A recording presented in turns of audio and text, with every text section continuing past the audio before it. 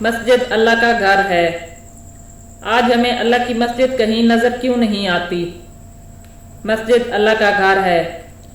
آج ہمیں شیعہ، سنی اور دیوبندی مسجدیں تو ملتی ہیں، لیکن اللہ کی مسجد کہیں نظر نہیں آتی، جس کا مقصد تمام مسلمانوں کو ایک چھت تلے جمع کر کے ایک اللہ کی عبادت کرنا تھا، بھائی چارے اور انسانیت کا درس دینا تھا۔ ان تمام حالات میں غور کرنے کی بات یہ ہے کہ جب اللہ ایک ہے، اللہ کی کتاب قرآن پاک ایک ہے، کلمہ ایک ہے، تو اللہ اور اس کے پیارے نبی صلی اللہ علیہ وآلہ وسلم کو ماننے والے ایک کیوں نہیں ہیں؟ نبی پاک صلی اللہ علیہ وآلہ وسلم جب مدینہ تشریف لائے تو سب سے پہلے مسجد تعمیر کی، پھر جہاں اسلام پہنچا وہاں مساجد بھی وجود میں آتی چلی گئیں۔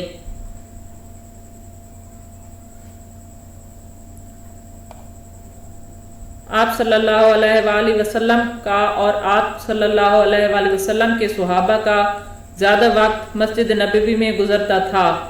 اس سے اسلام میں مسجد کی اہمیت بھی واضح ہوتی ہے۔ آپ صلی اللہ علیہ وآلہ وسلم نے مسجد کو نہ صرف فرض نمازوں، سنت و نوافل، اعتکاف اور قیام السجود کے لیے پسند فرمایا، بلکہ مسجد میں وہ تمام اہم امور باہمی مشاورت کے ساتھ طے فرمائے جن کے لیے آج پارلیمنٹ میں قانون تعمیر کیے جاتے ہیں۔ انسان نے اپنے علم کی بنیاد پر پہلے چاند پر قدم رکھا اور اب مریخ پر زندگی کی تلاش میں ہے۔ وہ دراصل اپنی ذات سے لا علم ہے اور جانے انجانے میں اس اندھیری کی طرف جا رہا ہے جس کا آپ صلی اللہ علیہ وآلہ وسلم کی آمد سے پہلے ہر طرف راج تھا۔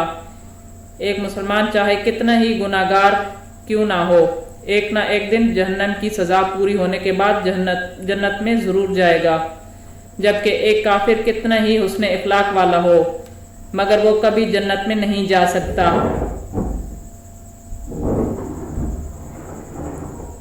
اسلام وہ دین ہے جو عدل اور مساوات کے ایک انقلابی پیغام کے ساتھ وجود میں آیا ہے، جس کی وضاحت آپ صلی اللہ علیہ وآلہ وسلم کی حدیث سے مبارک میں بھی ملتی ہے، جس کا ترجمہ یہ ہے: کسی عربی کو کسی اجمی پر کوئی فضیلت نہیں، نہ کسی اجمی کو کسی عربی پر برتری حاصل ہے، نہ کسی گورے کو کسی کالے پر اور نہ ہی کالے کو گورے پر سوائے تقویٰ کے۔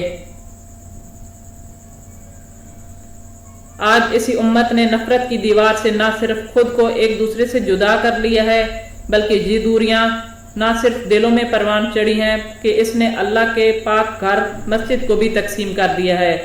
اختلاف رائے ایک فطری اور طبعی عمل ہے، اور کامل اتفاق رائے صرف دو صورتوں میں ممکن ہے: یا کوئی عقل مند شخص ہی نہ ہو، یا تمام انسان مردہ ضمیر ہوں کہ غلط کو جانتے ہوئے بھی غلط نہ کہیں۔ نبی اکرم صلی اللہ علیہ وآلہ وسلم کے دور مبارک میں انتظامی اور تجرباتی معاملات میں اختلاف کیا گیا۔ نبی اکرم صلی اللہ علیہ وآلہ وسلم کی وفات کے بعد صحابہ کے دور میں مسائل اور آیات و احادیث میں اختلاف ہوا۔ روزمرہ کے کام جیسے نماز و روزہ کے امور پر بھی اختلافات ہوئے، جہاں تک کہ حلال حرام میں بھی اختلاف ہوا۔